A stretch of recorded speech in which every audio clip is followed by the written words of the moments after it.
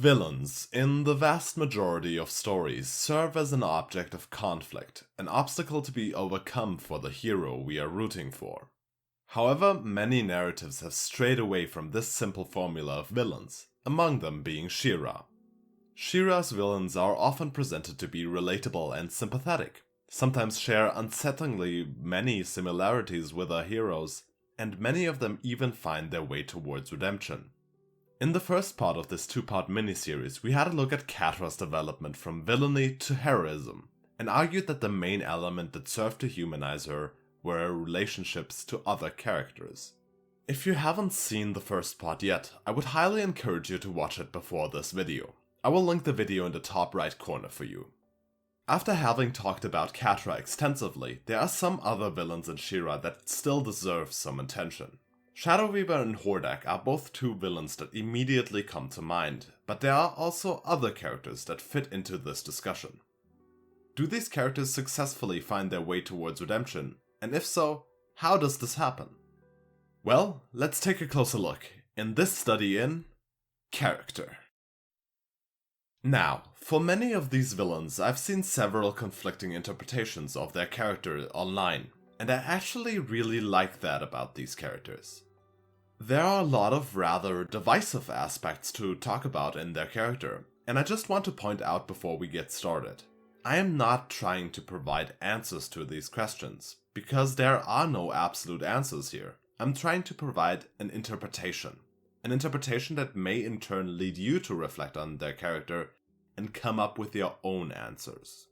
I think two of the main questions in the discussion surrounding especially Shadow Weaver and Hordak are: was their attempted redemption successful, and did they even deserve that redemption?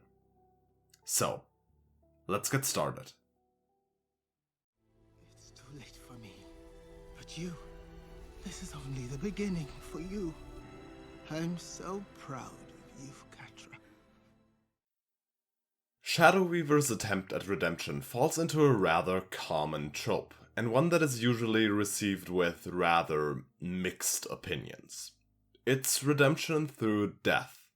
The villain brings the ultimate sacrifice for the sake of good, their life, and through that shows that at that point they have moved past their villainous ideals and therefore have redeemed themselves through that sacrifice. It shows that they are serious about helping the protagonists or furthering their ideals, so much so that they are willing to risk death to do it. Or that's the idea, at least. Often redemption through death can feel lazy or even cheap. When a character redeems themselves through death, they kind of take the easy way out for both the character and the writer.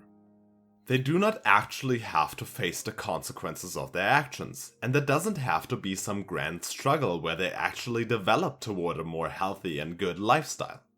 Instead, we are supposed to feel satisfied by merely one single good act, that then destroys any hope of actually seeing the character grow away from their villainy, as they are, well, dead.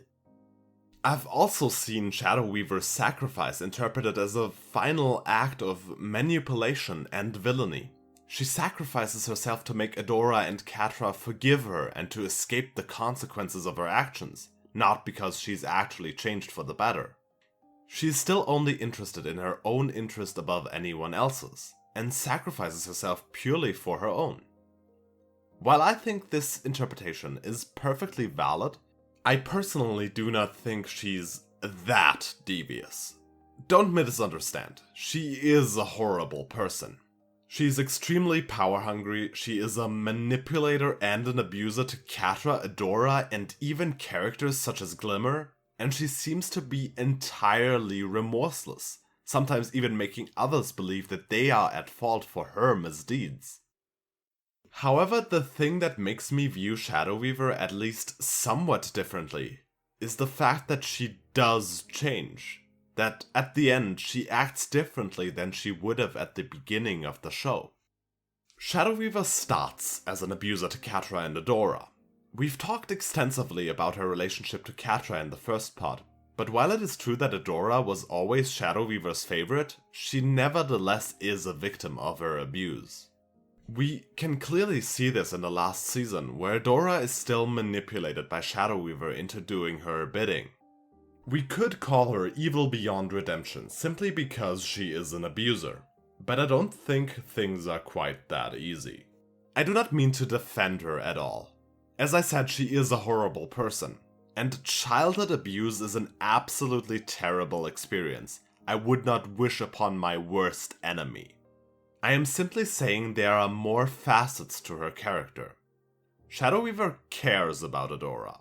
Perhaps not in the unconditionally loving way a parent should have, but she definitely does care. After all, she sees Adora's power from a very young age, a power she seeks to one day control. And that relationship to Adora is somewhat similar to another relationship we've seen in her past. She also saw the same power in Micah, and she also manipulates him, though to a lesser extent.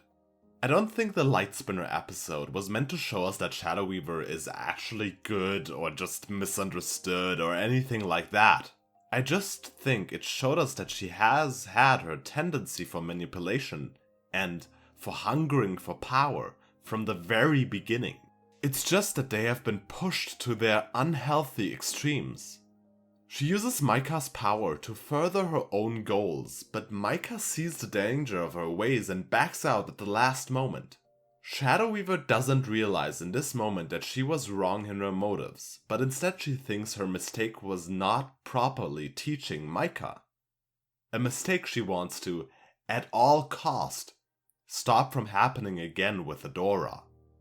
This is why she abuses her and Catra. She wants to have absolute control over them, so nothing like Micah's reluctance and disobedience can happen again.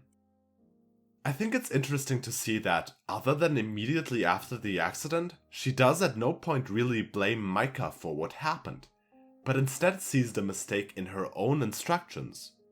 She genuinely cares about Micah, and I also think she genuinely cares about Adora, but she is, at this point, unable to place those relationships above her own desire for power.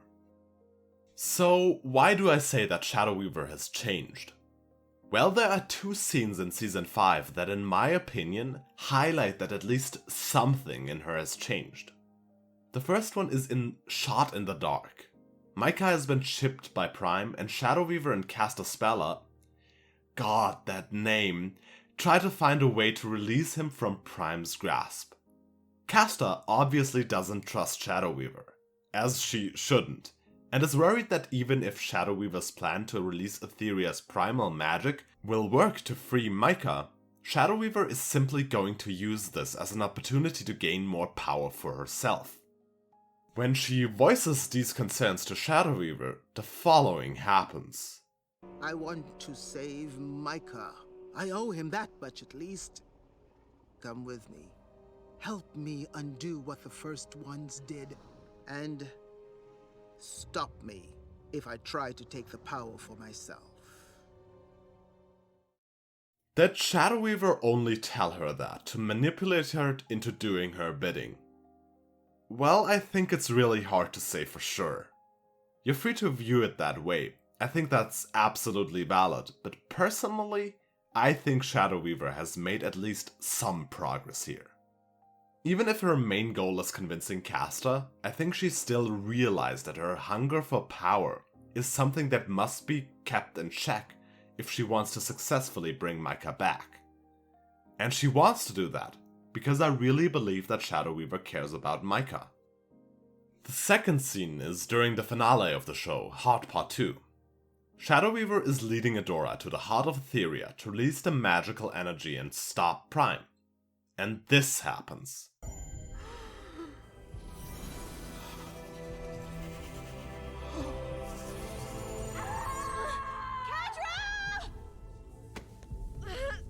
Adora, wait!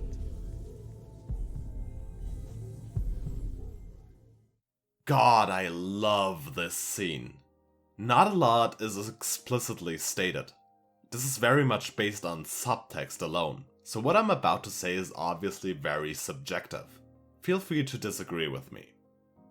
Shadow Weaver sees the incredible power of the heart, and she longs for it. Obviously she does. Her hunger for power is her one driving motivation. And then Adora leaves her alone with it, and Shadow Weaver tries to stop her. It's almost like she's saying, Adora, wait. Do not leave me alone with this incredible magical power, because I do not trust myself not to take it for myself. And if that hesitation, that struggle with herself isn't enough to tell you that something inside of her has changed, then consider what happens next. She doesn't just struggle with herself, she wins that struggle. She goes back and saves Catra, not because Adora or anyone else pushed her to do so, but of her own accord. She turns her back on that power, because now she places two people she cares about, Adora and Catra, higher than that power, which is exactly the development she had to go through to maybe become better someday. And that's why, for me, her redemption here works. Sure, she isn't completely redeemed or anything, but she has made the first step to become better, and shown that she is willing and capable of change for the better. It's because we see that she might have, with time, overcome her villainous nature, that it is possible for that conclusion of her arc to work. Now, did she deserve that redemption? I don't think anything she has done outweighs the immense pain and trauma she has inflicted on characters such as Catra. But I also don't think redemption's really about that. It may be impossible for her to truly gain redemption for her deeds, but she has at least gained forgiveness. Forgiveness by her victims, Adora and Catra. Does that make her deserving? I honestly don't know. Perhaps you do.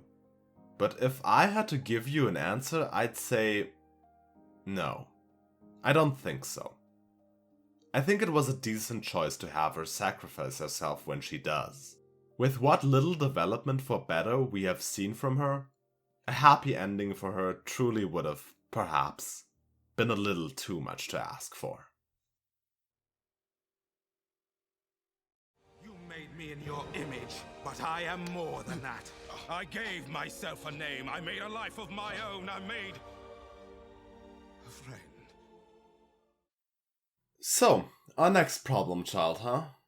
I really like Hordak. He appears as a generic Dark Lord character that really doesn't do anything else other than being evil and providing conflict for the other characters.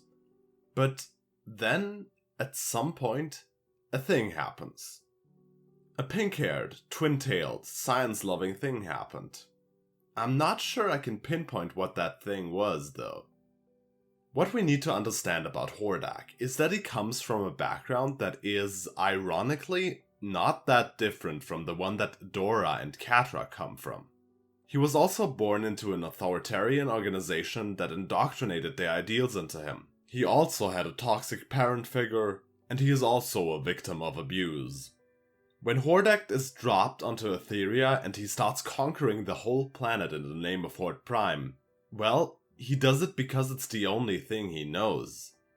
When we look at Horde Prime's fleet, the world he was born into, and see how much, or, well, little, it values free will, reflection, and self-actualization of the individual, and consider that Hordak has never known anything else, it becomes evident why he is acting the way he does.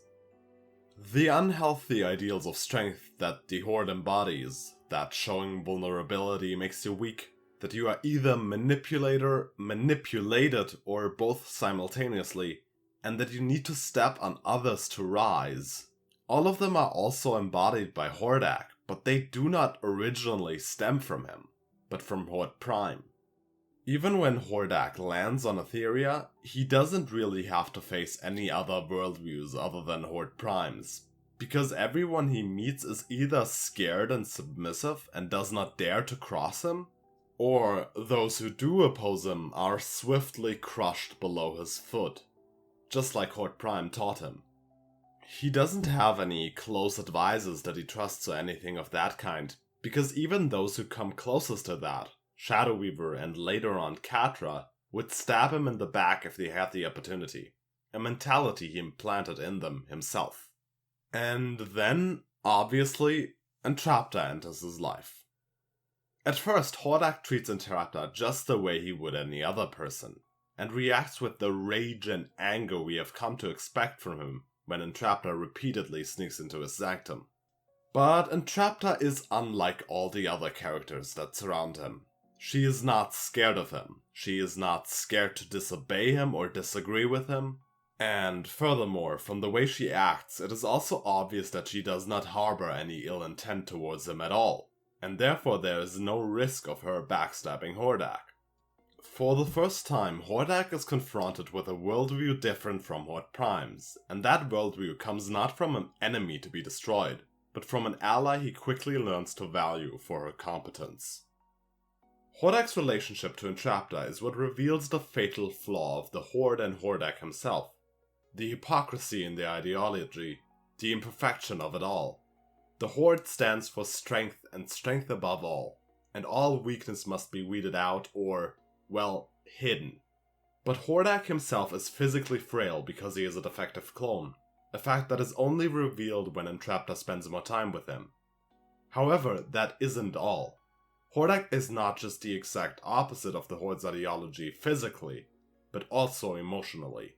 After all, he feels fear of Horde Prime, he feels deep regret for his, in his eyes, failure, and his defects as a clone make him insecure of his imperfection.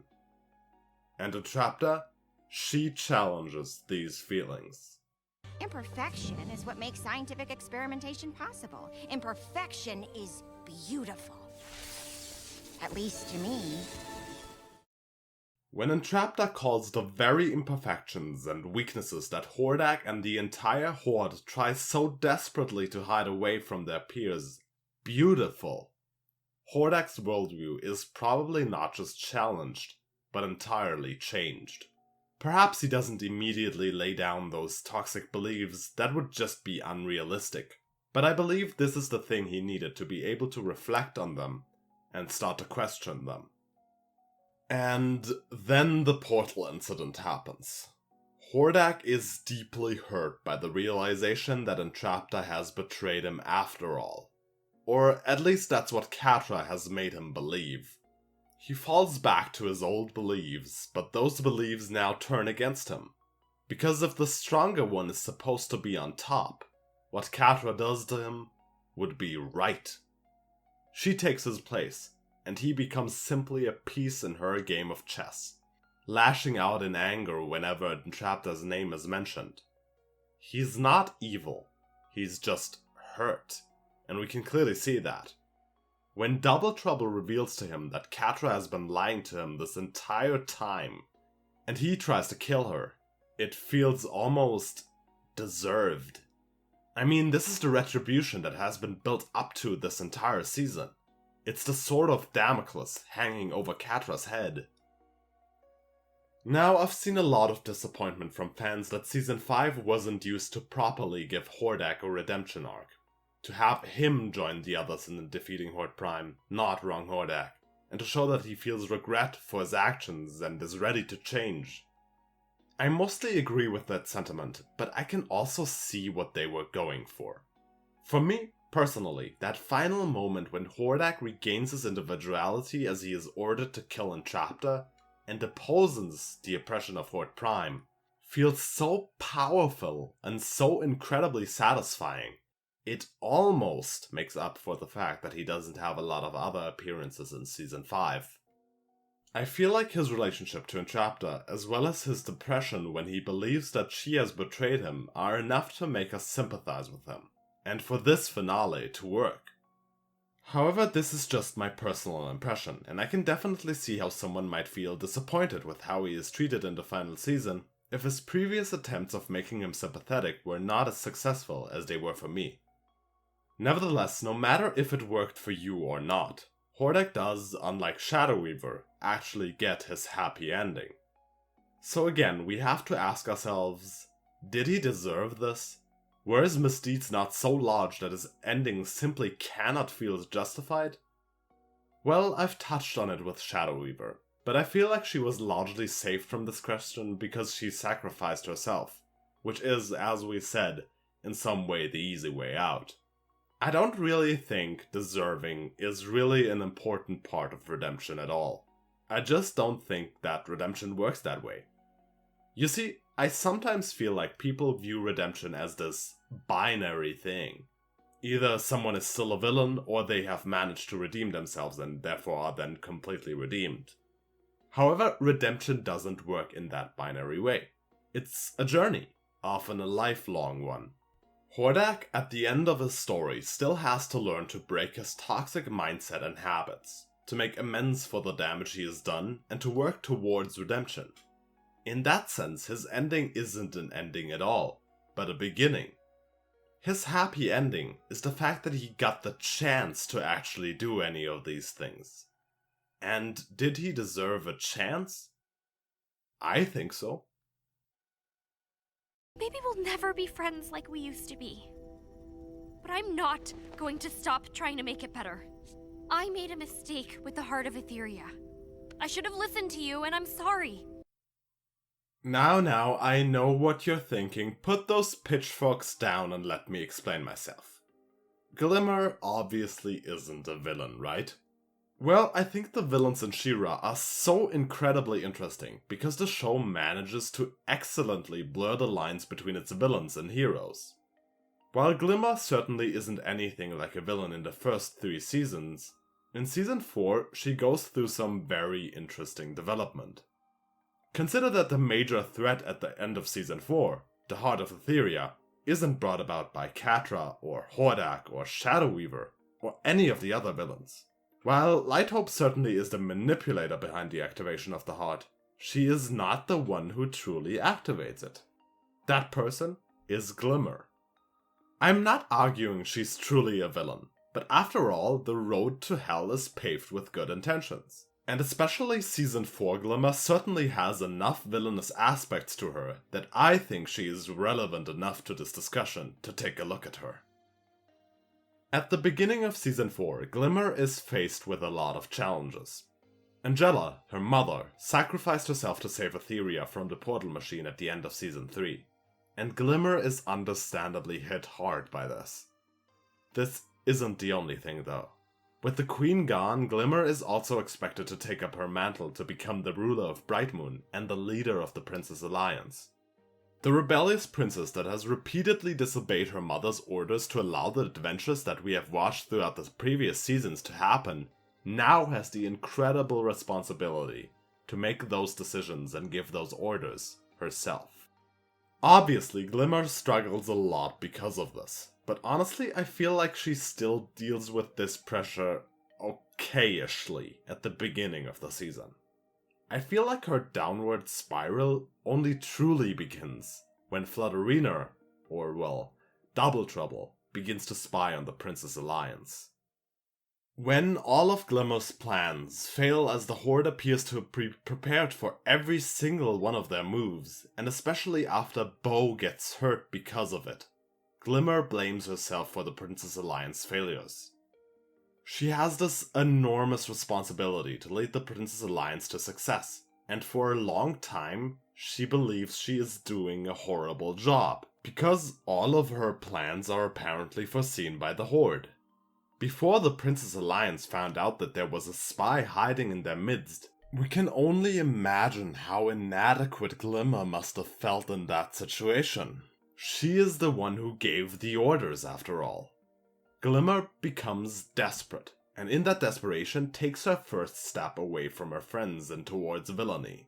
She collaborates with Shadow Weaver, and ends up using Adora, one of her best friends, as bait to launch an attack on the Horde herself. This may have been a tactically sound decision, but considering she did not even bother to tell Adora about her plans, we can't really deny that this is the first step toward villainy. Adora obviously isn't happy with being used that way, and we can see a rift start to form between Glimmer and Adora. A rift Double Trouble is very happy to use to the Horde's advantage. Glimmer becomes worried that Adora has too much authority in the Alliance and decides things without first consulting Glimmer as the Queen. Adora, in turn, is worried about Glimmer working with Shadow Weaver, as Adora is well aware of Shadow Weaver's methods. So there's a lot of conflict going on within Glimmer. She's grieving for her mother, she's entirely overwhelmed by her new role, and her friendship with Adora is crumbling. And then, an easy way out appears. The Heart of Etheria could turn the tide in the Princess Alliance's favor, and could, in one fell swoop, solve all of Glimmer's problems. She would be honoring her mother's memory by finishing her goal of defeating the Horde. She could prove that she is worthy of the responsibility of being queen, and her friendship with Adora could probably regenerate when they're not under the pressure of war anymore. One of the main reasons why I wanted to talk about Glimmer is because she beautifully contrasts the other villains by not having a redemption story, but a fall from grace story, while still fitting into the overall theory that She-Ra uses relationships to humanize or dehumanize its characters. Glimmer reaches her most villainous when she completely pushes Adora and even Bow away, and uses her authority as a queen to attempt to control them. Her deeds are arguably just as horrible as the deeds of some of the villains. I mean, activating the heart is, if you think about it, not that different from activating, say, the portal machine. However, her redemption still works very differently. After Glimmer activates the heart and is captured by Prime, there's a lot of work put into making her more likable again, but it's nothing compared to how much work the true villains needed. There's not as much need for the story to humanize her, as she was not introduced as a villain, but a hero, and 3 seasons as a hero have helped establish her as sympathetic and likable. We just need to be reminded that this is still the same Glimmer. She still cares about Bow and Adora, she still is able to be silly, and most importantly, she is capable of seeing the wrong in her deeds, of feeling regret for her actions, and of, in the end, apologizing for those actions. And in her reconciliation with Bow and Adora, we are truly reminded of who Glimmer was before, and are able to forgive her for what she has done. No, you're wrong. It's time for you to go. So, let's quickly revise what we've talked about so far. Catra, for almost the entire show, is a character in constant conflict with herself and her surroundings. The unhealthy relationships to characters like Shadow Weaver or Hordak, as well as her feelings of abandonment and loneliness, both fuel her villainy, while her healthy relationships to Scorpia and to a lesser extent Entrapta, as well as eventually Adora and even the rest of the Best Friend squad, help her find her path toward redemption. Shadow Weaver only learns to control her overwhelming desire for power when she learns to place the people she cares about, Micah, Adora, as well as Catra, and, to an extent, Castaspella, higher than the power she longs for, and becomes willing to sacrifice some of that power for those people. And that's exactly what she does in the end, when she makes the ultimate sacrifice. Hordak is made sympathetic through one relationship only, his friendship with Entrapta, but this relationship alone is enough to change her perception of him completely, as well as to bring him away from the villainy he has been taught by Horde Prime. Glimmer only becomes more villainous when she distances herself from her friends as she deals with her newly acquired position of authority, and only manages to reject that villainy when she is ready to admit that she was wrong and reconciles with her friends. So, what's the deal with Horde Prime himself then? Well, in She-Ra he is the only character that does not have any relationships that could make him more sympathetic, or lead him away from villainy. He surrounds himself with clones of himself, and people he controls with his chips. He is the only character that is truly alone. And through that fact, he is the only character without any hope of ever seeing redemption.